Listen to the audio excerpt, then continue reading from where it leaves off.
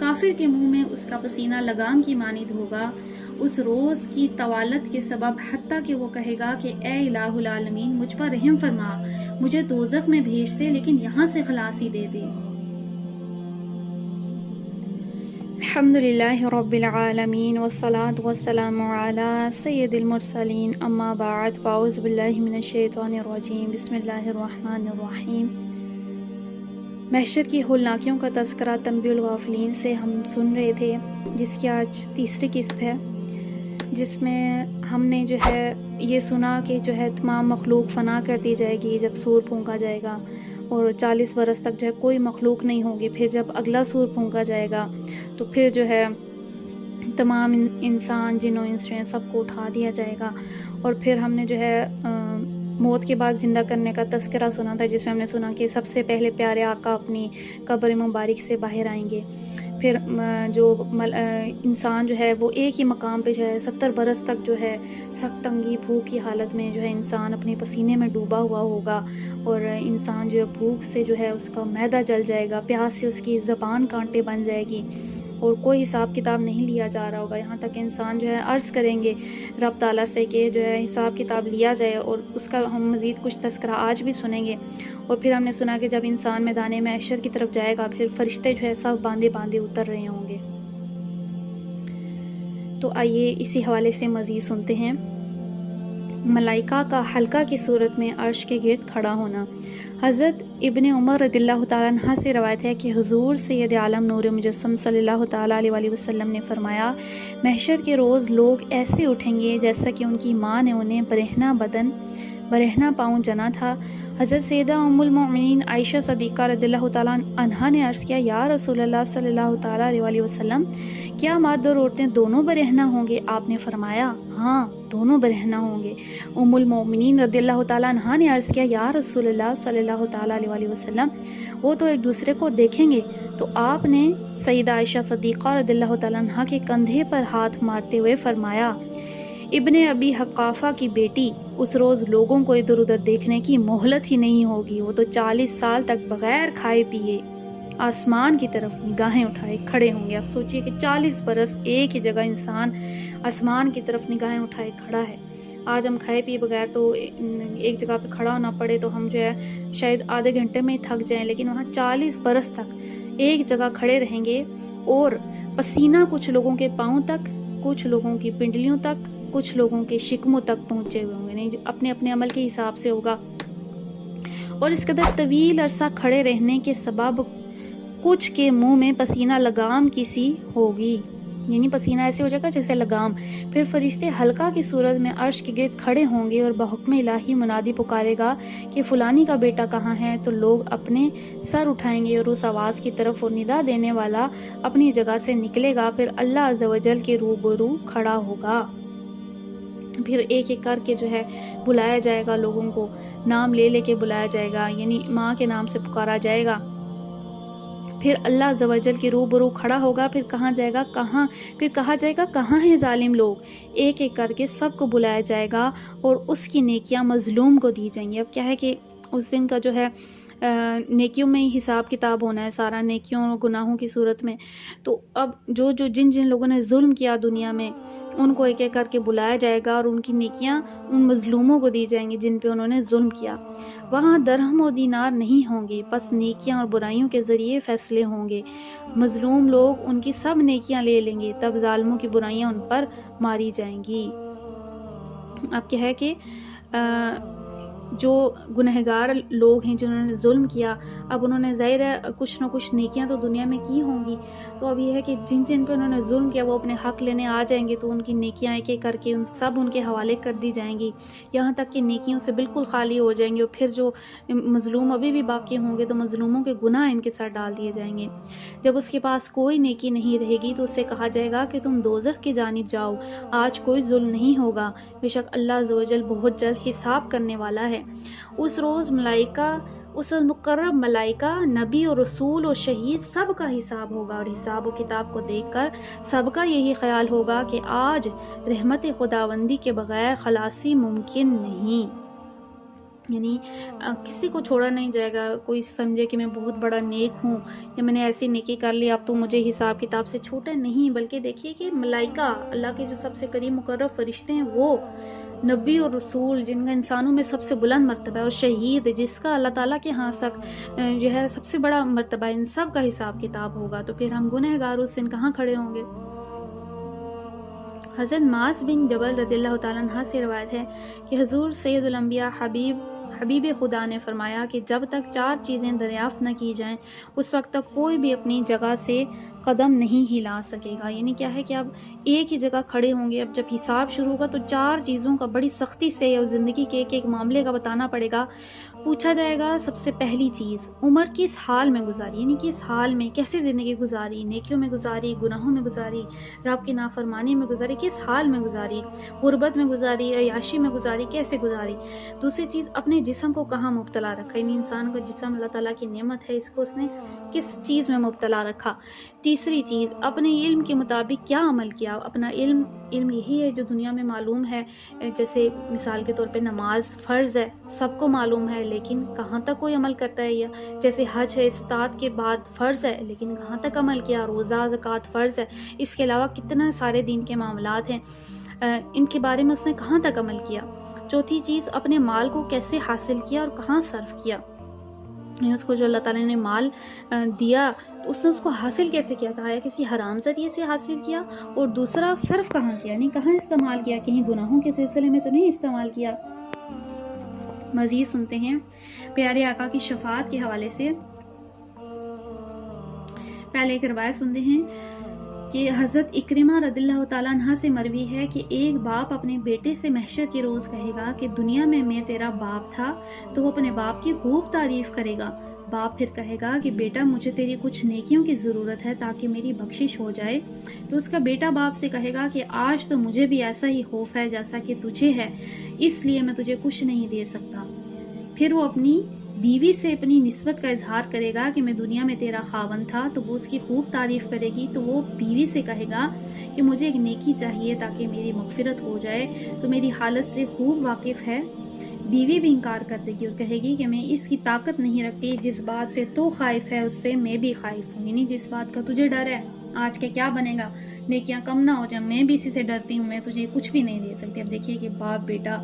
بیوی شوہر، یعنی یہ کیسے رشتے ہیں دنیا کے، لیکن وہاں پہ کوئی کسی کو جو ہے ایک نیکی بھی نہیں دے گا، مانگنے پر بھی نہیں دے گا. پھر ارشاد باری تعالیٰ عز و جل ہوگا. ترجمہ، اگر کوئی بھاری بوجھ والا کسی کو اپنا بوجھ اٹھانے کے لیے پکارے تو کوئی اس کا بوجھ نہیں اٹھائے گا، چاہے جائے گا وہ کتنا ہی قریبی ہو. یعنی اب جو انسان ہے اپنے گناہوں کا بوجھ اپنے کندھوں پہ اٹھائے ہوئے ہوگا تو وہ کسی کو کہے گا کہ تھوڑا سا مجھ سے لے لو، تھوڑی مجھ پہ مہربانی کر دو، لیکن یہ کہ کوئی کسی کا بوجھ نہیں اٹھائے گا. اور قرآن نے فرمایا رب تعالیٰ نے کہ اگرچہ وہ کتنا ہی قریبی ہو، دنیا میں وہ بھلے جتنا ہی جگری یار ہو، وہاں پہ کسی کو معلوم ہے کہ بھائی اب آخری وقت ہے، جو کیا ہے بس وہی ہے، جو چھوٹ ہے وہ جو عمل ہے وہی ہے، کوئی کسی کو ایک نیکی بھی نہیں دے گا. حضرت ابن مسعود رضی اللہ تعالیٰ عنہ سے مروی ہے کہ حضور سید عالم نور مجسم صلی اللہ تعالیٰ علیہ وسلم نے فرمایا، کافر کے منہ میں اس کا پسینہ لگام کی مانند ہوگا اس روز کی طوالت کے سبب، حتیٰ کہ وہ کہے گا کہ اے الہ العالمین مجھ پر رحم فرما، مجھے دوزخ میں بھیج دے لیکن یہاں سے خلاصی دے دے. یعنی آپ دیکھیے کہ کیا دن ہوگا، یعنی وہاں پہ جب انسان کھڑا ہوگا ایک ہی جگہ پہ جہاں پہ پسینے میں ڈوبا ہوا ہوگا، اتنی تنگی ہوگی کہ جو ہے اتنی اس کی طوالت، یعنی اس کی لمبائی اس دن کی اتنی ہوگی کہ اس دن کافر کہے گا کہ بھلے مجھے دوزخ میں ہی بھیج دے لیکن مجھے یہاں سے نکال دے، مجھے یہاں سے نجات دے دے. حضرت ابن عباس رضی اللہ تعالیٰ عنہما نے حضور علیہ السلام سے روایت کیا کہ ہر نبی کے پاس ایک مقبول دوا تھی جو وہ دنیا میں مانگتے. یعنی پیارے آقا نے فرمایا کہ ہر نبی کو جو ہے دنیا میں ایک دوا دی جاتی ہے اور اس کا جو ہے قبولیت یقینی ہوتی ہے، یعنی وہ ہر صورت قبول ہوتی ہے، ہر صورت اس کی قبولیت جو ہے یقینی ہوتی ہے. فرمایا مگر میں نے وہ مقبول دعا محشر کے روز کے لیے اپنی امت کی شفاعت کے لیے محفوظ رکھی. خبردار میں تمام بنی آدم کا سردار ہوں مگر میں اس پر فخر نہیں کرتا، میں پہلا ہوں جس پر زمین کو کھول دیا جائے گا، میں اس پر بھی فخر نہیں کرتا، اور محشر کے روز لواء الحمد میرے ہاتھ میں ہوگا جس کے زیریں آدم اور بنی آدم کے بشر کے علاوہ بھی ہوں گے مگر میں اس پر فخر نہیں کرتا۔ یعنی پیارے آقا نے عاجزی کو اپنایا اور اس چیز پہ فخر نہیں کیا کہ آپ ہی شفاعت کریں گے، آپ ہی جو ہے تمام آدم کے تمام انسانوں کے سردار آپ ہوں گے اور زمین سب سے پہلے آپ پہ کھلے گی، لیکن آپ نے ان باتوں پر غرور یعنی فخر نہیں کیا۔ پھر پیارے آقا نے ارشاد فرمایا محشر کے روز لوگوں میں سخت غم و کرب ہوگا، یعنی شدید غم کی کرب کی کیفیت ہوگی۔ پھر حضرت آدم علیہ نبی جنا علیہ الصلوۃ والسلام کی بارگاہ میں حاضر ہو کر عرض کریں گے اے ابو البشر یعنی تمام انسانوں کے باپ، ہمارے لیے شفاعت فرمائیں اپنے پروردگار کی بارگاہ میں کہ وہ ہمارا فیصلہ فرمائیں۔ وہ فرمائیں گے مجھ سے ایسا کہنا ناممکن ہے کیونکہ میں تو اپنی لغزش کے سبب بہشت سے نکالا، یعنی میں تو اپنی غلطی کے سبب مجھے جنت سے نکالا گیا تھا، یعنی آپ نے درخت کا پھل کھا لیا تھا جس سے رب نے منع فرمایا تھا۔ فرمایا میں تو جو ہے اتنی بڑی غلطی کر چکا ہوں تو آج میں اپنی فکر میں ہوں، لیکن تم حضرت نوح علیہ السلام کی خدمت میں جاؤ، وہ سب سے پہلے رسول ہیں، یعنی وہ ان کو آگے ڈائریکشن بتائیں گے کہ تم لوگ حضرت نوح علیہ السلام کی جو ہے بارگاہ میں جاؤ، وہ سب سے پہلے رسول ہیں۔ تو لوگ حضرت نوح علیہ السلام کی خدمت میں جا کر عرض کریں گے کہ آپ پروردگار عالم کی بارگاہ میں ہماری سفارش کریں، تو وہ بھی فرمائیں گے یہ نہیں ہو سکتا کیونکہ میری دعا پر ساری مخلوق غرق ہو گئی تھی، میں تو آج اپنی فکر میں ہوں۔ یعنی حضرت نوح علیہ السلام نے جب آپ نے جو ہے 900 سال سے زیادہ عرصہ تبلیغ کی اور جو ہے سوائے چند گینے چونے لوگوں کے کوئی بھی مسلمان نہیں ہوا، تو آپ نے جو ہے کفار کے لیے دعا فرمائی تھی کہ اللہ زمین پہ کوئی بھی کافر زندہ نہ چھوڑ، اور ہم جانتے ہیں کہ سیلاب آیا، آسمان سے بارشیں ہوئی، سب کچھ، اور وہ سب فنا ہو گئے سوائے آپ اور آپ کے ساتھی جو کشتی میں سوار تھے۔ تو آپ اس دن کیا فرمائیں گے کہ میری دعا پہ تو اتنا یعنی نقصان ہو گیا تھا، تمام انسانیت فنا ہو گئی تھی، تو میں تو اپنے لیے ڈر رہا ہوں۔ پھر کیا فرمائیں گے لیکن تم حضرت ابراہیم خلیل اللہ علیہ السلام کی بارگاہ میں جاؤ، یعنی حضرت ابراہیم علیہ السلام جو ہیں رب تعالیٰ کے دوست ہیں، فرمائیں گے جاؤ وہ تو اللہ کے دوست ہیں۔ تو لوگ حضرت ابراہیم خلیل اللہ علیہ السلام کی خدمت میں حاضر ہو کر عرض کریں گے کہ آپ بارگاہ الہ العالمین میں ہماری سفارش کریں کہ وہ ہمارا فیصلہ فرما دے۔ تو وہ بھی فرمائیں گے کہ یہ نہیں ہو سکتا کیونکہ مجھ سے 3 باتیں ایسی ظہور پذیر ہوئیں جو ظاہری طور پر اسلام سے مطابقت رکھتی تھیں، یعنی وہ کیا فرمائیں گے کہ میں خود بھی اس قابل نہیں ہوں کیونکہ میں نے جو ہے وہ 3 باتیں ایسی کی تھیں کہ جو ہے صرف مجھ سے 3 باتیں ایسی ہوئی تھیں جو کہ اسلام کے مطابق تھی۔ آپ نے فرمایا وہ 3 باتیں وہی ہیں جو انہوں نے اللہ کے دین کے لیے کہی تھیں، اس میں سے ایک تو اللہ عز و جل کے اس فرمان میں مذکور ہے، یعنی آپ نے کیا فرمایا تھا،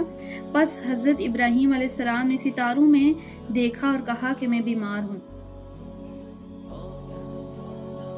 یعنی آپ نے ستاروں سے پوچھا تھا، ستاروں میں دیکھ کے علم حاصل کیا تھا کہ میں بیمار ہوں۔ دوسری بات ہے وہ یہ کہ بلکہ ان کے بڑے نے یہ سب کچھ کیا ہے، یعنی جو بتوں کے بارے میں آپ نے فرمایا تھا جب بت توڑے تھے کہ ان کے بڑے نے یہ کیا ہوگا۔ اور تیسری بات یہ کہ اپنی بیوی کے لیے یہ کہنا کہ وہ میری بہن ہے، اس لیے آج میں بھی اسی فکر میں نے فرمایا کہ یہ 3 چیزیں جو ہے شریعت کے خلاف مجھ سے ہو گئی۔ ایک ستاروں کا علم سے آپ نے دیکھ لیا کہ آپ بیمار ہیں، دوسرا بتوں میں سے کہا جھوٹ یعنی بولا کہ بھائی ان کے سب سے بڑے نے یہ کیا ہے، اور تیسری بات جو بیوی کے لیے کہا کہ میری بہن ہے، یعنی جب جو ہے آپ مصر کی زمین سے گزر رہے تھے اور ظالم بادشاہ اور ظالم لوگ جو آپ کی بیوی کو آپ سے الگ کرنا چاہتے تھے، تو اگر ان کو پتہ چلتا ہے یہ آپ کی بیوی ہے تو وہ آپ کی بیوی کو لے جاتے، آپ کو قتل کر دیتے، لیکن آپ نے کیا کہا کہ یہ میری بہن ہے تاکہ وہ آپ کو نقصان نہ دے۔ تو فرمایا میں نے تو یہ 3 باتیں کی ہیں تو اس لیے جو ہے میں خود اپنی فکر میں ہوں، لیکن تم حضرت موسیٰ کلیم اللہ علیہ السلام کے پاس جاؤ، وہ کلیم اللہ ہیں، وہ لوگ حضرت موسیٰ کلیم اللہ کی خدمت میں حاضر ہوں گے، یعنی کلیم اللہ ہیں، اللہ تعالیٰ سے کلام فرمانے والے ہیں، بڑے مقرب ہیں، میرے بعد آنے والے ہیں، تو تم لوگ ان کے پاس جاؤ اور کہیں گے کہ آپ بارگاہ الہی میں سفارش کریں کہ وہ ہمارا فیصلہ فرما دیں۔ آپ فرمائیں گے کہ مجھ سے بھی یہ نہیں ہو سکتا، یعنی حضرت موسیٰ علیہ السلام بھی پیچھے ہٹ جائیں گے، فرمائیں گے مجھ سے نہیں ہو سکتا اس لیے کہ میں نے غیر ارادی طور پر مجھ سے قتل ہو گیا تھا، اب تو میں اپنی فکر میں ہوں، لہٰذا تم حضرت عیسیٰ روح اللہ علیہ السلام کے پاس جاؤ جو کہ روح اللہ ہیں۔ تو حضرت موسیٰ علیہ السلام کیا فرمائیں گے، جو کہ ذکر ہے قرآن میں واقعے کا جس میں غیر ارادی طور پہ آپ سے جو ہے بنی اسرائیل کے ایک شخص کا قتل ہو گیا تھا، فرعونیوں کے ایک شخص کا قتل ہو گیا تھا، تو آپ نے جو ہے اس پہ آپ کو جو ہے فرمایا کہ میں تو اس کے لیے ڈر رہا ہوں، تو میں تو رب تعالیٰ کی بارگاہ میں کیسے کھڑا ہو کے تمہارے لیے عرض کروں، لیکن تم حضرت عیسیٰ کی بارگاہ میں جاؤ، وہ جو ہے روح اللہ ہیں، ان کے پاس جاؤ۔ لوگ حضرت عیسیٰ روح اللہ کی خدمت میں حاضر ہو کر عرض کریں گے تو وہ بھی کہیں گے یہ نہیں ہو سکتا، اس لیے کہ لوگوں نے اللہ کو چھوڑ کر مجھے اور میری ماں کی پوجا شروع کر دی۔ آج دیکھیے کہ حضرت عیسیٰ علیہ السلام کو لوگ خدا سمجھتے ہیں، جو بھی کرسچین ہیں یا جو بھی دوسرے مذاہب کے لوگ ہیں، وہ جیزس آپ کو جو ہے God the sun the father, ہی نہیں، اس کا کانسیپٹ ہے کہ وہی باپ ہے، وہی بیٹا ہے، وہی خدا ہے، وہ تین کا ایک، یعنی آپ کو کہتے ہیں۔ تو فرمایا کہ وہ تو مجھے اور میری ماں کی پوجا کرتے ہیں، حضرت مریم علیہ السلام کی پوجا کرتے ہیں۔ تو فرمایا کہ میں تو اس فکر میں ہوں کہ مجھ سے نہیں کیا پوچھا جائے گا کہ میں نے ان کو اس چیز کا، یعنی اس چیز کی جو ہے ان کو تعلیم دی تھی، تو اب تو میں بھی اپنی فکر میں ہوں، لیکن تم دیکھو کہ اگر تم میں سے کسی کے پاس تھیلی میں دولت ہو، اس پر مہر لگی ہو، تو کیا اس مہر کے توڑے بغیر اس دولت پہ پہنچ سکتا ہے؟ تو سب کہیں گے نہیں۔ تب وہ فرمائیں گے، کیا فرمایا کہ جو ہے ایک تھیلی ہے جس میں مہر لگی ہوئی ہے، تو اگر مہر توڑو گے نہیں تو تم کیسے اپنی دولت تک پہنچو گے؟ تو وہ فرمائیں گے بے شک حضرت محمد صلی اللہ تعالیٰ علیہ وسلم پر نبوت کا اختتام ہوا، آج وہ سب کے آگے ہیں، اور تحقیق اللہ رب العزت و تبارک و تعالیٰ ان کے وسیلے سے ہماری بخشش فرما دے گا، لہٰذا تم رہاں جاؤ۔ ساری نبیوں سے سب سے جو ہے جواب ملنے کے بعد، انکار ملنے کے بعد، وہ کہیں گے کہ مہر نبوت ان پہ ہے، نبوت ان پہ ختم ہوئی ہے، وہ سب سے بعد آنے والے اور سب سے آگے ہیں، اور وہ اللہ تعالیٰ کے ہاں جو ہے ہماری بخشش کریں گے، لہٰذا تم سب وہاں جاؤ۔ پھر حضور نبی غیب دان صلی اللہ تعالیٰ علیہ وسلم فرماتے ہیں کہ لوگ میرے پاس آئیں گے تو میں کہوں گا ہاں میں یہ کام کروں گا، یعنی کہ یہ کام تھا ہی پیارے آقا کا، شفاعت جو ہے رب کی بارگاہ میں کرنا۔ تو فرمائیں گے کہ ہاں میں یہ کام کروں گا، یہاں تک کہ اللہ عز و جل اجازت فرما دے کہ میں جسے چاہوں پسند کروں، مگر حضور نبی پاک صاحب لولاک صلی اللہ تعالیٰ علیہ وسلم بارگاہ خداوندی سے منظوری تک انتظار فرمائیں گے۔ یعنی کیا ہے کہ آپ نے فرمایا یہ کام میرے لیے ہے، لیکن پھر بھی آپ جو ہے انتظار کریں گے کہ رب تعالیٰ خود فرمائے۔ پھر جب اللہ عز و جل اپنی مخلوق کا فیصلہ فرمائے گا تو ایک منادی ندا کرے گا کہ حضرت محمد صلی اللہ تعالیٰ علیہ وسلم اور آپ کی امت کہاں ہیں؟ پھر جو ہے اللہ تعالیٰ کی طرف سے فرمان آئے گا، پکارنے والا پکارے گا کہ حضور صلی اللہ تعالیٰ علیہ وسلم اور آپ کی امت کہاں ہیں؟ آپ نے فرمایا ہم دنیا میں سب سے آخر اور محشر کے روز حساب و کتاب کے وقت سب سے پہلے ہوں گے، پس میں اور میری امت کھڑے ہوں گے اور دوسری امتیں ہمارے لیے راستہ کشادہ کر دیں گی۔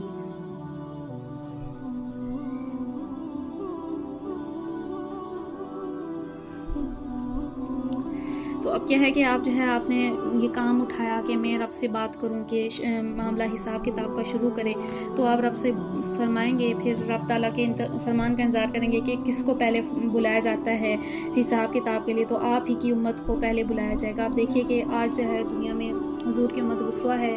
اور مسلمان ذلیل و خوار ہیں اپنے عمل کے سبب، قرآن چھوڑنے کے سبب، لیکن اس روز دیکھیے کہ کیا ہوگا کہ حضور کی امت ایسے چل رہی ہوگی میدان محشر میں، اور تمام امتیں سائڈوں پہ راستہ ان کے لیے کشادہ کر دیں گی۔ ہم گزریں گے تو وضو سے ہماری پیشانیاں روشن ہوں گی۔ اب جو نمازی ہیں، جو اللہ تعالیٰ کے ہاں خشوع خضوع سے نماز پڑھنے والے لوگ ہیں، ان کی جو پیشانیاں ہیں، وہ جو بازو ہیں، یہ تمام چہرے ہیں، یہ روشن ہو جائیں گے، وضو والے اعضاء روشن ہو جائیں گے۔ ہمارے لیے کہیں گے کہ یہ امت تو انبیاء جیسی لگ رہی ہے۔ پھر میں بہشت کے دروازے کی طرف بڑھوں گا اور اس کو کھلواؤں گا، تو کہا جائے گا کون ہو؟ میں جواباً کہوں گا محمد رسول اللہ، تو میرے لیے دروازہ کھول دیا جائے گا۔ میں داخل ہو کر بارگاہ خداوندی میں سر بسجود ہو کر ایسی حمد کروں کہ نہ تو کسی نے اس سے پہلے کی ہوگی، نہ کسی نے اس کے بعد کوئی ایسی حمد کرے گا۔ پھر کہا جائے گا آپ اپنا سر اٹھائیں، جو بھی کہو گے سنا جائے گا، جو کچھ مانگو گے عنایت فرمایا جائے گا، آپ شفاعت فرمائیں مقبول و منظور ہوگی۔ یعنی کیا ہے کہ آپ جو ہے ہے آپ فرمائیں گے آگے بڑھیں گے بہشت کے دروازے کی طرف، اور پوچھا جائے گا تو آپ فرمائیں گے محمد رسول اللہ، کیونکہ اس نام کے سوا کسی کے نام کے لیے وہ دروازہ نہیں کھلے گا۔ پھر آپ بارگاہ خداوندی میں حاضر ہوں گے اور ایسا سجدے میں جا کے ایسی حمد و تعریف کریں گے کہ اس سے پہلے کسی نے دنیا میں نہ ویسی کی ہے، نہ اس کے بعد کوئی ایسی کر سکتا ہے۔ اور آپ جب ایسی رب تعالیٰ کی تعریف بیان فرمائیں گے تو پھر کہا جائے گا کہ آپ اٹھیے، یعنی جو آپ کہیں گے وہ آپ کو دیا جائے گا۔ آپ سوچئے کہ سبحان اللہ، کتنا اللہ تعالیٰ نے آپ کو بلند مقام عطا فرمایا کہ جو مانگو گے عنایت فرمایا جائے گا۔ تو آپ جو ہے شفاعت فرمائیں گے تو یہ فرمائے گا کہ قبول ہوگی۔ تو تب فرمایا میں اپنا سر اٹھا کر ہر اس شخص کے لیے سفارش کروں گا جس کے دل میں ذرہ بھر بھی ایمان ہوگا، یعنی جو یقین کے ساتھ شہادت دے کہ اللہ کے سوا کوئی عبادت کے لائق نہیں اور بے شک حضرت محمد صلی اللہ تعالیٰ علیہ وسلم اللہ کے رسول ہیں۔ اب یہ جو ہے زبانی تذکرہ نہیں، بلکہ جس کے دل میں ہو، ذرہ برابر ایمان ہو اور وہ شہادت دیتا ہو، ذرہ برابر بھی ہو لیکن وہ یقین کے ساتھ اس بات کو مانتا ہو کہ اللہ کے سوا عبادت کسی کی نہیں ہے، اور دوسرا محمد مصطفیٰ جو ہیں اللہ کے رسول ہیں۔ تو فرمایا کہ میں اللہ تعالیٰ سے عرض کریں گے کہ میں اس شخص کے لیے سفارش کرتا ہوں کہ جس کے دل میں ذرہ بھر بھی ایمان ہے تو اس کو بخش دے۔ تو اس کو یہیں پہ روکتے ہیں، اب آگے مزید سنیں گے۔ اللہ تعالیٰ سے دعا کرتے ہیں کہ آج کے بیان میں ہم نے جو سنا، اللہ تعالیٰ ہمیں اس چیز کو سمجھنے یاد رکھنے کی جو ہے توفیق عطا فرمائے، اور حشر میں جو ہے اس شخص کے لیے آسانی ہے جو پیارے آقا پہ زیادہ سے زیادہ ضرورت پڑنے والا ہے، حشر کی ہولناکیاں اس پر آسان ہو جائیں گی۔ اللہ تعالیٰ سے دعا کرتے ہیں کہ ہمارے جو ہیں ہمارے جو شافی ہیں پیارے آقا صلی اللہ تعالیٰ علیہ وسلم جو ہیں ہماری شفاعت فرمانے والے ہیں، اللہ تعالیٰ ہمیں آپ پہ زیادہ سے زیادہ درود و سلام پڑھنے کی توفیق عطا فرمائے، اور ذوق و شوق اور آپ کا عشق و محبت ہمارے دلوں میں عطا فرمائے۔ آمین بجاہ النبی الامین صلی اللہ تعالیٰ علیہ وآلہ وسلم۔